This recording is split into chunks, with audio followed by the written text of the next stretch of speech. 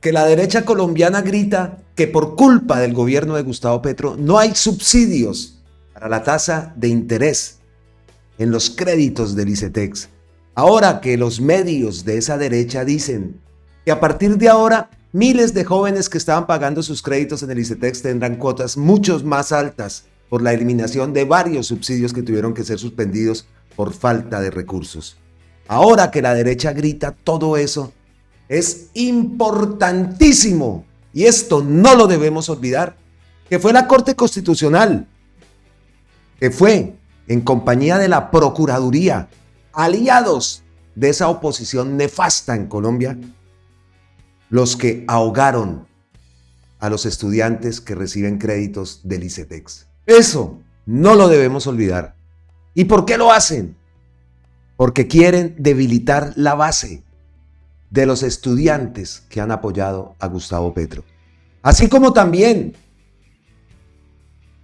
por medio de la eliminación de la ley de financiamiento, quieren eliminar la base de la gente del pueblo, de esa Colombia olvidada, de esa Colombia profunda, de esa Colombia que en las grandes ciudades también apoya a Gustavo Petro. Eso es lo que quieren hacer.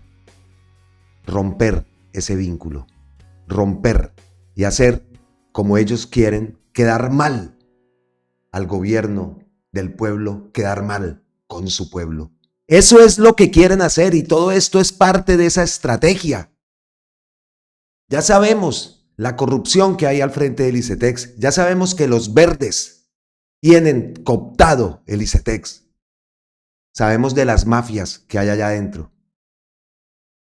Y lo único que quieren es debilitar, como lo dije anteriormente, la base de los estudiantes, la base de la gente que apoya al gobierno del cambio.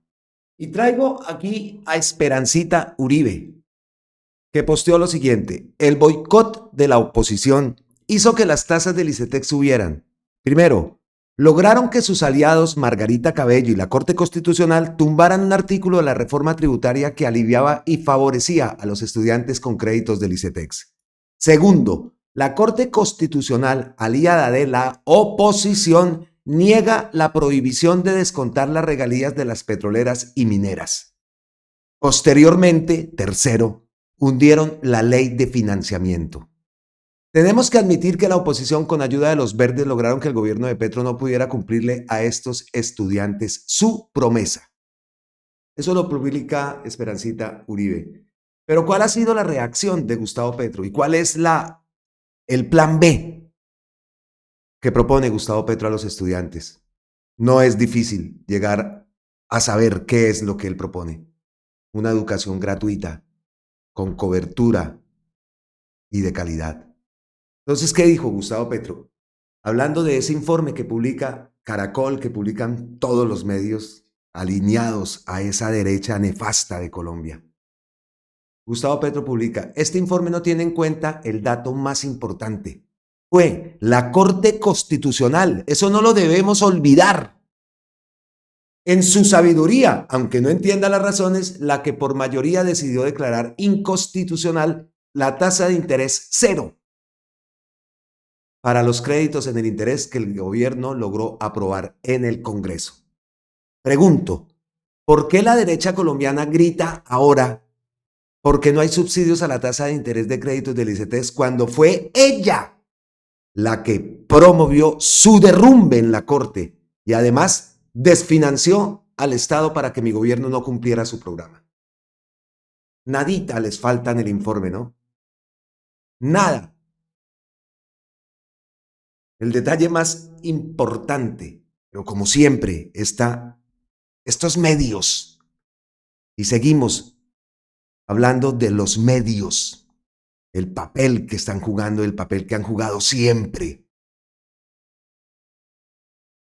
Son parte de ese mecanismo de corrupción, de esa máquina del fango, que no de ahora mostraron todo lo que son capaces de hacer, pero toda la vida nos han engañado y continúan. ¿Cómo es posible que hagan un informe y se les olvida, intencionalmente, obviamente, decir que este gobierno había aprobado en el Congreso. Una tasa de interés de 0 para estos créditos. Una forma de desahogar a los estudiantes, a las familias. Y eso no lo incluyen en un informe. Y la gente tomando la sopa y viendo eso. Y no pasa absolutamente nada. Dirán ustedes, todos los días dice lo mismo. Es que es verdad. Y todos los días tenemos casos. Ayer lo tuvimos, hoy otra vez.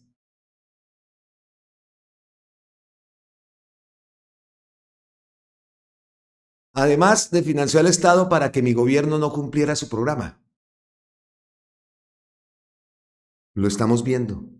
Entonces, por un lado sale la gobernadora del Tolima pidiendo carreteras y pidiendo dinero para las carreteras de su departamento. Pero se les olvida intencionalmente lo que ha hecho la misma gente del partido de esa gobernadora. Y entonces publican en redes que el gobierno y que el gobierno y que el gobierno, pero por Dios. ¿Qué más dice Gustavo Petro? Por eso el gobierno se volcó de lleno a lograr gratuidad en la universidad pública. Ya hemos creado 130,000 nuevos cupos completamente gratuitos en todo el país. Y publica, cita, Corte Constitucional tumbó artículo que beneficiaba a estudiantes del ICETEX. La decisión se tomó luego de considerar que se saltaron varios debates en el Congreso de la República. La Corte Constitucional. Y estamos pendientes de qué decisión va a tomar esa Corte Constitucional respecto a la reforma, a la transformación al sistema pensional en Colombia. Porque no podemos olvidar, ¿no? Y esto es otro punto que tenemos que tener también claro. Que ustedes también lo tienen claro. Pero viene bien recordar. Se entiende por qué quieren tumbar la reforma pensional para poder proteger los negocios de ellos. ¿Quiénes son los dueños de los 4 fondos de pensiones privados que perderían si pasa la reforma de Petro? Esto lo publica Las Dos Orillas. Y lo traigo porque Luis lo trae Juan David Pedraza. Porvenir de Luis Carlos Sarmiento, Protección de Suramericana, la chilena Colfondos y la multinacional All Mutual manejan más de 370 billones. 370 billones de los ahorradores. Ahí está. Estoy como ustedes también, mamado de Sarmiento Angulo. En todo está este personaje. ¿Qué daño le ha hecho Sarmiento Angulo al país, al desarrollo del país? Y él sí llenito de plata. ¿Ah? Que en el gas, que en las carreteras, que en este tema de los fondos de pensiones privados, que los medios, todo está metido en todo. Bancos. ¿Cuánto daño? Y esos son los que utilizan también sus medios para boicotear cualquier avance. ¿Ellos qué les importa? No pueden tener más plata y aún así quieren más. A costa de la plata de los colombianos. A costa del bienestar de los colombianos. Miren el tema de los peajes. Miren las burlas que hacen para hacer cualquier debate. Como esa misma gente que está pidiendo carreteras son los que están boicoteando cualquier tema de reducir, quitar al máximo los peajes en Colombia. El único país del mundo donde tiene 183 peajes. ¿Quiénes son los dueños? Sarmiento y otros 5 más. ¿Cómo están esas carreteras? Hechas un desastre.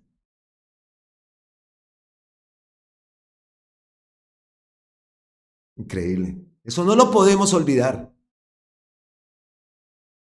Eso no se puede olvidar. Y seguimos pendientes de la decisión de la Corte Constitucional. Lo importante es que los estudiantes reciban soluciones. Y Gustavo Petro haya dado una, la gratuidad, para que no sigan ahogados muchos de esos estudiantes, porque sabemos también que muchos estudiantes no es que estén realizando sus estudios en el exterior. El ICETEX es un banco que ahoga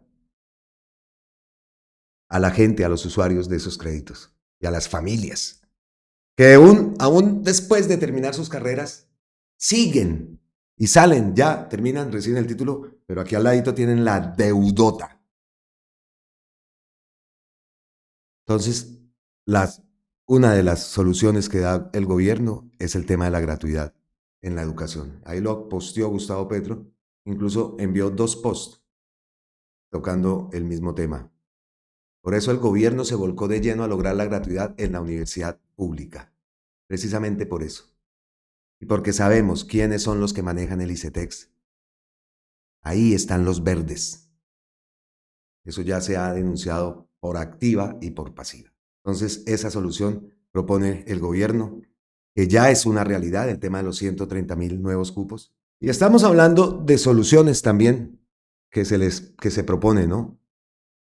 Y tocamos hace poco, mencioné a la gobernadora del Tolima, que en ese encuentro con los alcaldes, la gobernadora Adriana Magali Matiz, en ese encuentro con los alcaldes le hacía un reclamo a Gustavo Petro, y el reclamo consistía en el tema de los campesinos, el dinero para los arroceros.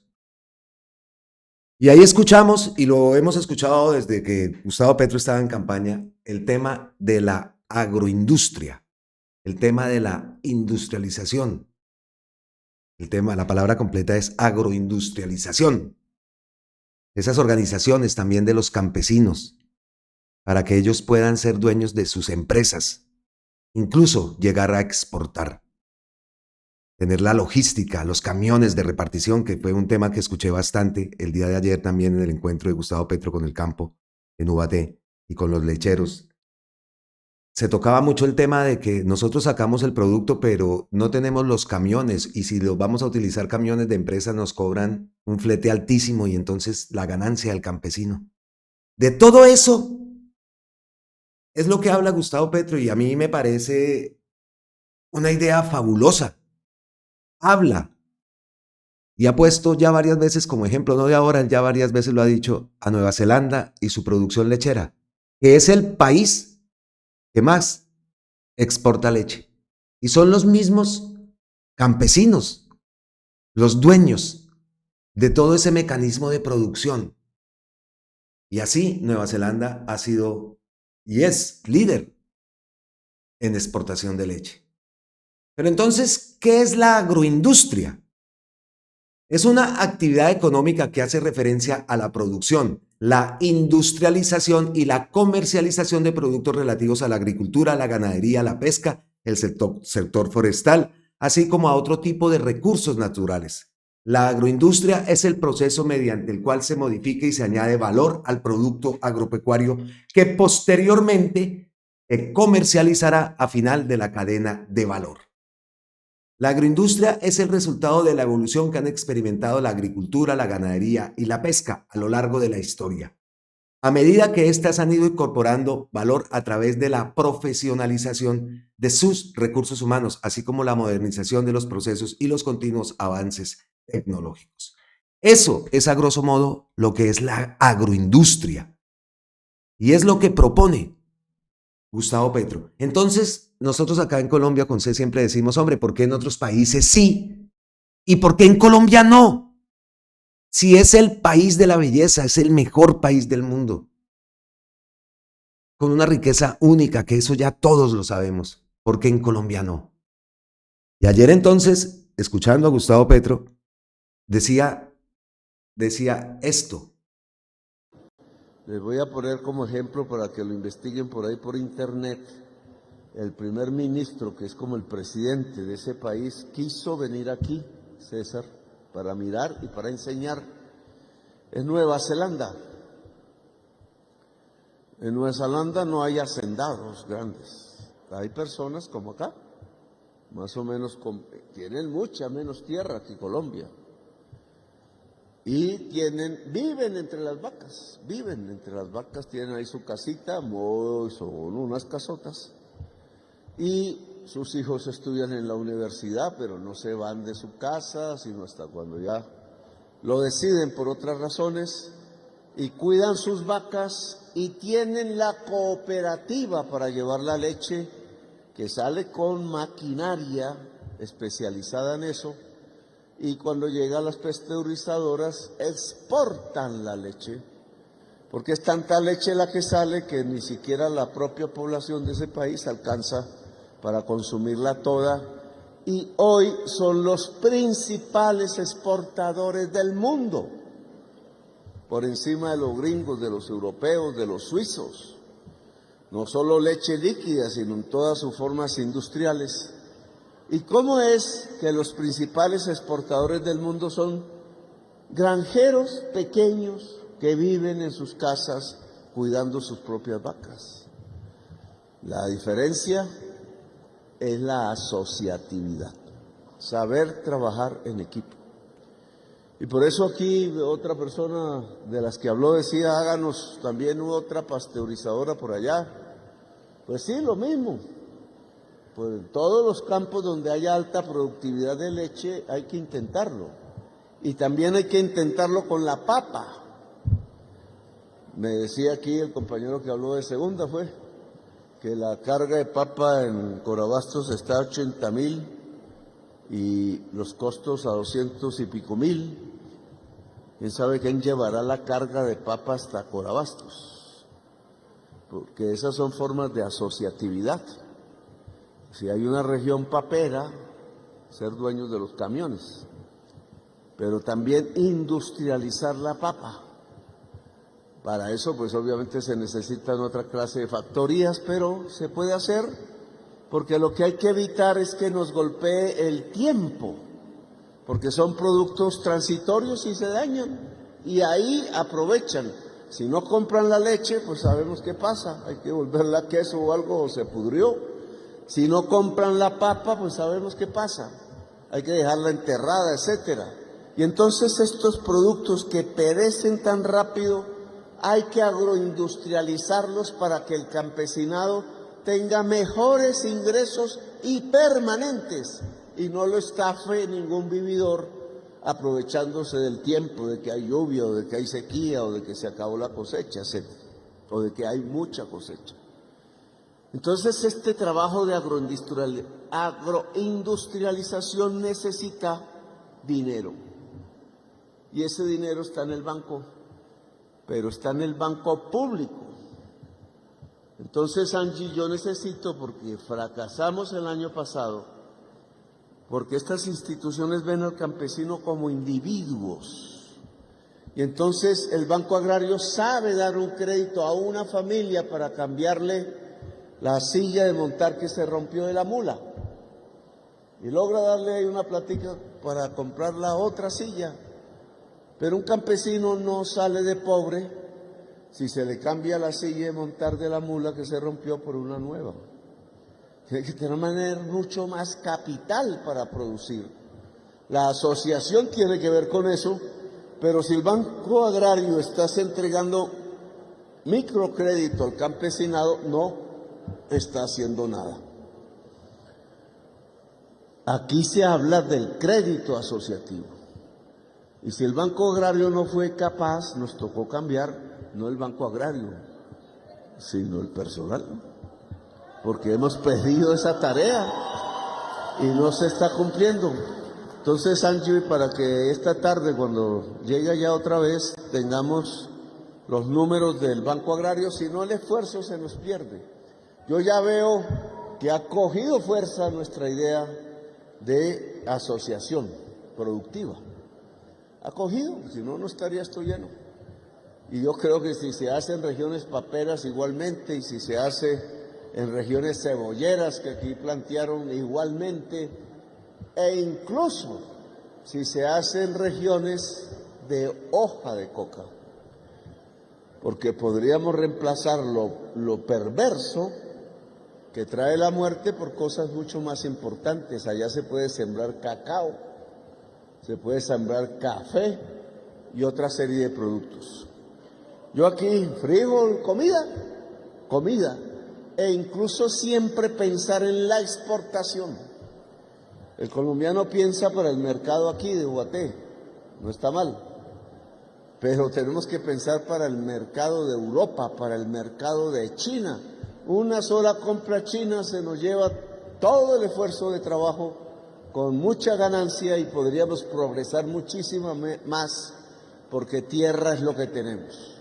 Así que estaré pendiente de este esfuerzo. Ya hemos comenzado, menos mal César Pachón está al frente de una entidad que sirve para esto y hay que concentrarla en esto y no en otras cosas. Les agradezco su presencia. Me toca curarme de un virus, pero ya volveremos por aquí. Gracias, muy amables. El ejemplo que pone Gustavo Petro de Nueva Zelanda, aparte de otras cosas que escuchamos. Nos pusimos a investigar y sí, señor, Nueva Zelanda, el ranking, esto es un cuadro del 2023, un ranking de los principales exportadores de leche en función del valor de las exportaciones a nivel mundial en 2023. Está Nueva Zelanda en primer lugar, seguido de Alemania, de los Países Bajos, de Estados Unidos, de Bélgica, países europeos. Colombia, ¿por qué no puede estar en ese ranking? Colombia, ¿por qué no?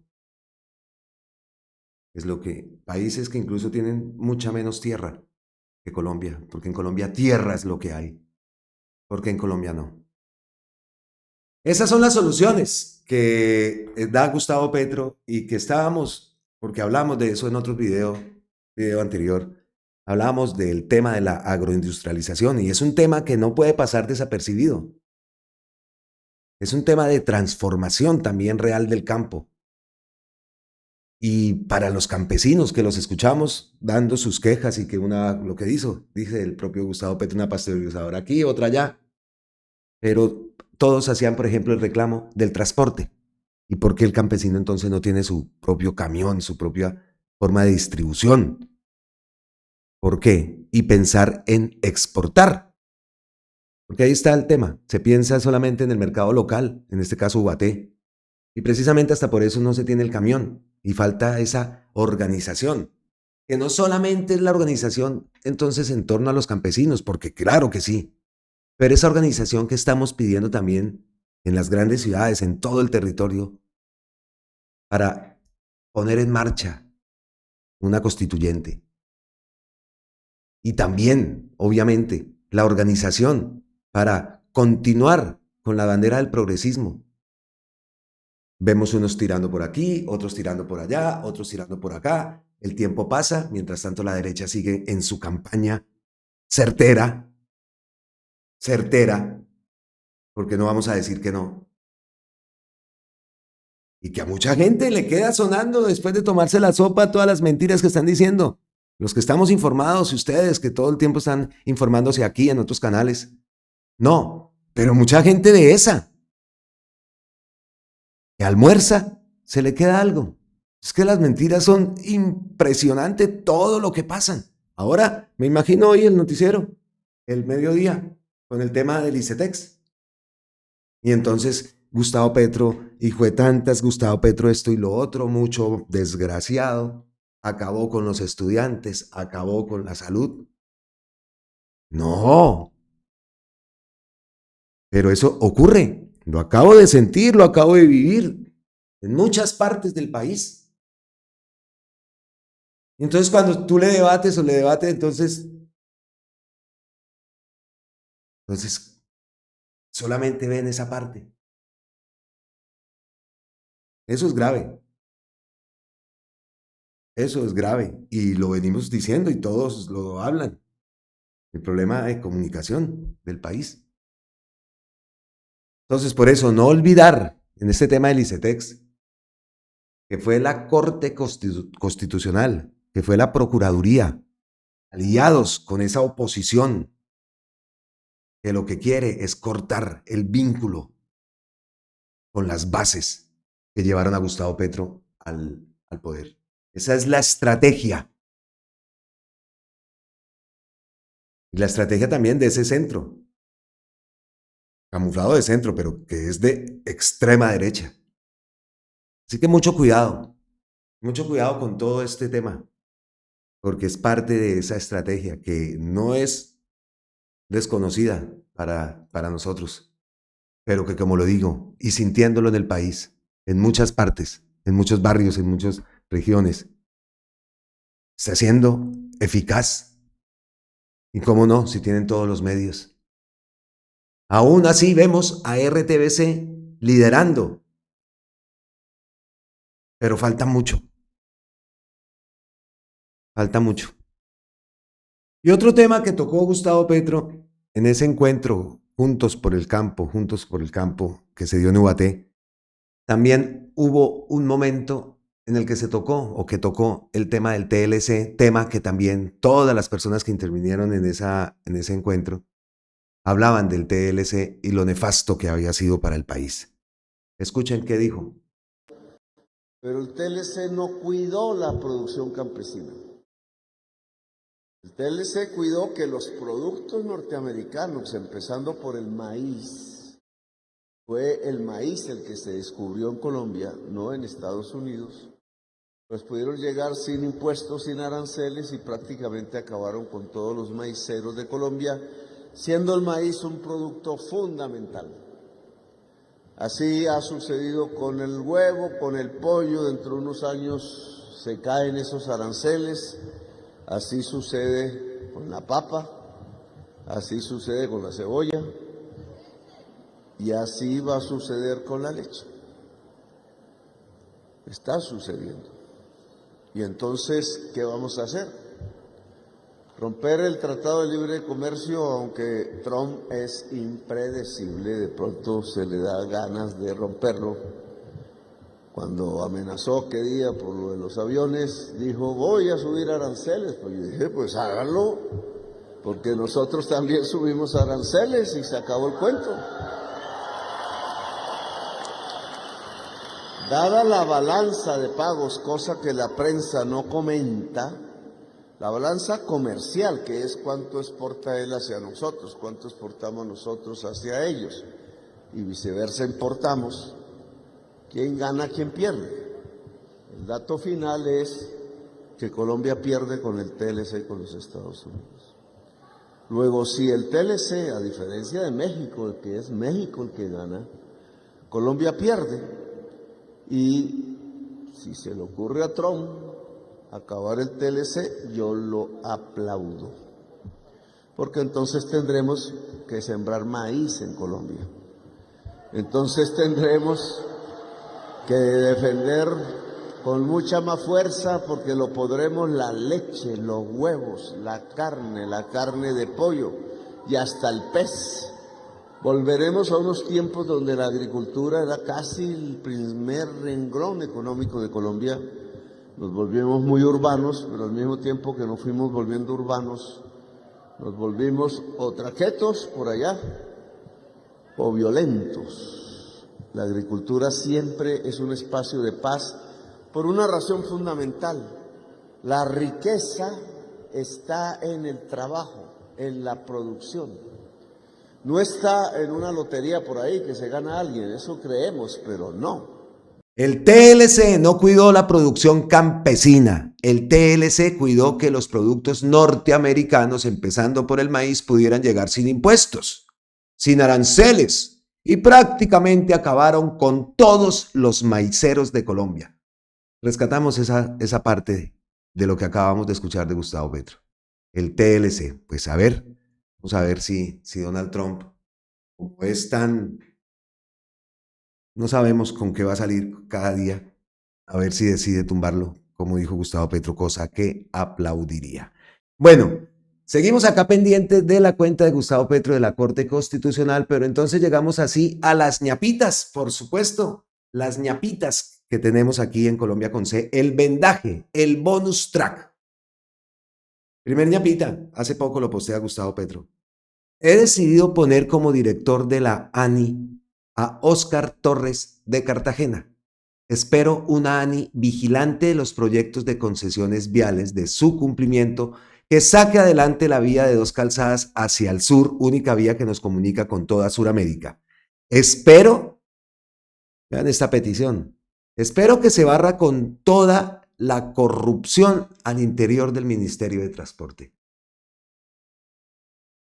¿Sí se puede? ¿Sí es posible? Óscar Torres Yarzagaray, economista y PhD en economía, destacado por su extensa trayectoria en los sectores empresarial, educativo y público, con más de 2 décadas de experiencia, Torres ha trabajado de manera integral en la gestión de recursos financieros para proyectos de inversión tanto públicos como privados y también ha sido un referente en la academia, con un sólido perfil docente y de liderazgo en instituciones de renombre. Su formación académica incluye un postdoctorado en investigación, ingeniería e innovación, maestrías en áreas claves como gestión de organizaciones y gestión logística y especializaciones en formulación y evaluación de proyectos de gerencia financiera y logística. ¡Ay, María! En el ámbito educativo, Óscar ha sido vicerrector de investigadores y director de planeación de la Universidad del Sinú, seccional Cartagena. También ha sido director de planeación en la Escuela Naval de Cadetes, Almirante Padilla. Ha sido docente universitario en diversas universidades públicas y privadas, impartiendo asignaturas en áreas como economía marítima, evaluación financiera de proyectos y macroeconomía. Su carrera en el sector ha participado en la formulación de políticas públicas, formulación y evaluación de planes de desarrollo para diferentes municipios de Bolívar. Además, Óscar Torres ha escrito más de 10 libros sobre gestión pública, ética, gobernabilidad y desarrollo y ha sido ponente en congresos internacionales. Su visión estratégica, experiencia multidisciplinaria y su capacidad para transformar la teoría económica y logística en prácticas efectivas ha sido una de sus mayores fortalezas, demostrando un compromiso constante con el desarrollo económico, social y educativo de Colombia. Hágame el favor, Óscar Torres, vaya currículum. Pero hay una petición muy, muy grande. Espero que se barra con toda la corrupción al interior del Ministerio de Transporte. Entonces, pues, ahí vemos el nombramiento, la gran tarea. Currículum no le falta. Vamos a ver si efectivamente lleva a cabo esta orden que ha dado Gustavo Petro. La corrupción del Ministerio de Transporte. Eso tiene tela. ¡Atención! Siguiente ñapita. Histórico. Citamos a Julio Mario Espina. Ecopetrol duplicó las reservas probadas hasta 1.893 millones de barriles que equivalen a 7.6 años. Prueba irrefutable que los gobiernos anteriores nos robaban con infamia. Y efectivamente aquí tenemos un artículo de Forbes. Ecopetrol duplicó sus reservas probadas hasta 1.893 millones de barriles de crudo, equivalente a 7.6 años. El presidente de Ecopetrol, Ricardo Roa, reveló que la compañía cerró 2024 con reservas probadas de 1.893 millones de barriles, la cifra más alta de los últimos 3 años, equivalentes a 7.6 años. Es una gran noticia que publica, como vemos, la revista Forbes. Siguiente ñapita, y aquí tenemos tiempo para el humor, ¿no? Como decía el gran Garzón, aquí en Cuac siempre hay tiempo para el humor, pues aquí en Colombia con C también. Mira lo que publica Blue. Bancadas de Cambio Radical de Senado y Cámara de Representantes pidieron de forma unánime al ex vicepresidente Germán Vargas Lleras que sea su candidato presidencial para el 2026.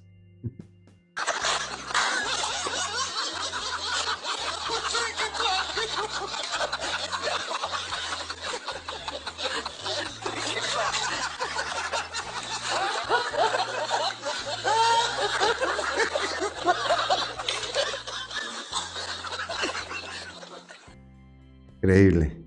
Pues que lo pongan, con más gusto lo derrotamos. Así llegamos entonces al final de este video, de este contenido. Esperamos que haya sido de su agrado. Queremos tocar más ese tema de la agroindustrialización y ver cómo avanza en nuestro país. Son temas que de pronto no llaman mucho la atención, pero son muy importantes para el desarrollo de nuestro país y, como lo decimos, ¿por qué en otros países sí y en Colombia no? Siendo el mejor país del mundo. ¡Cómo te extraño, Colombia! ¡Impresionante! Pero ya pronto estaremos otra vez de vuelta. Nos vemos entonces en la próxima. Abrazotes ancestrales desde la distancia. Pero muy pronto, otra vez de vuelta. Nos vemos en la próxima. Gracias, gracias, gracias, gracias eternas, totales, infinitas. Suscríbanse al canal si no lo han hecho. Aquí, en Colombia con C, creemos, estamos convencidísimos de que otra Colombia es posible. Y para allá vamos. Nos vemos en la próxima. Un abrazo. ¡Mua! Chao. Miles y miles de bendiciones. Suscríbanse al canal, campanita y todo eso. Chao.